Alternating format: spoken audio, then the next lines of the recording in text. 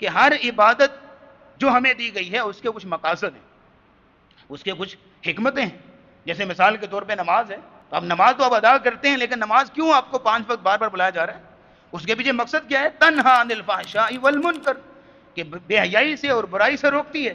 لیکن اگر کسی بندے کی زندگی میں یہ آج تک 20 سال ہو گئے نماز پڑھتے ہوئے، 30 سال ہو گئے نماز پڑھتے ہوئے، یہ احساس پیدا ہوا کہ نماز پڑھ کے ابھی ابھی آیا ہے، تو اس کے دل میں کوئی گناہ کے جذبات ہیں یا اس طرح کی چیز ہے، لیکن اپنے آپ کو روک لیا، یار ابھی نماز پڑھ کے آیا ہوں، تو ابھی اپنے آپ کو روکے ہوئے کہ اگلی نماز کا وقت ہو گیا. تو اس طرح کا اگر تجربہ زندگی میں ہوا ہے تو وہ سمجھ سکتا ہے کہ نماز کیسے بے حیائی سے روکتی ہے، برائی سے روکتی ہے.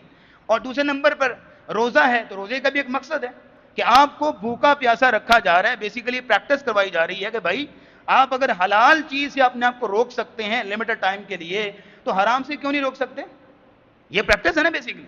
تو اسی طرح جیسے نماز کے مقاصد ہیں، روزے کے مقاصد ہیں، دیگر عبادات کے مقاصد ہیں، اسی طرح قربانی کے بھی مقاصد ہیں. یہ قربانی آپ کو اس لیے کروائی جا رہی ہے کہ جب آپ جانور کو قربان کر سکتے ہیں تو یہ پریکٹس ہے بیسیکلی کہ اتنا مہنگا جانور آپ نے اللہ کی راہ میں قربان کیا تو اپنی سستی سستی خواہشیں بھی قربان کیجئے جناب.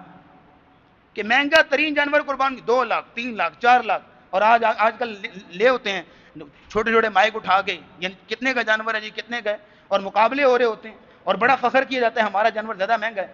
تو جانور تو بہت مہنگا قربان کیا، لیکن سستی سستی خواہشیں آج بھی اسی طرح ہی ہیں جیسے بچپن میں ہوتی تھی.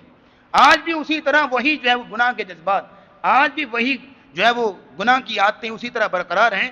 اس لیے یہاں یاد رکھیے گا کہ قربانی آپ کی تب قبول ہوگی جب یہ جذبات جو ہے وہ سامنے ہوں گے. وگرنہ تو قابیل نے بھی قربانی کی تھی کہ نہیں؟ کیوں جی؟ حابیل اور قابیل دونوں نے قربانی کی. حابیل کی قربانی قبول ہوگی، قابیل کی نہ ہوئی. اب حابیل کو اس پر بڑا غصہ آیا، ہمیں تیری قربانی قبول ہوگی، میری کیوں نہیں ہوئی؟ حالانکہ وہاں اس وقت پیمانہ کیا تھا قربانی کی قبولیت کیسے پتہ چلی؟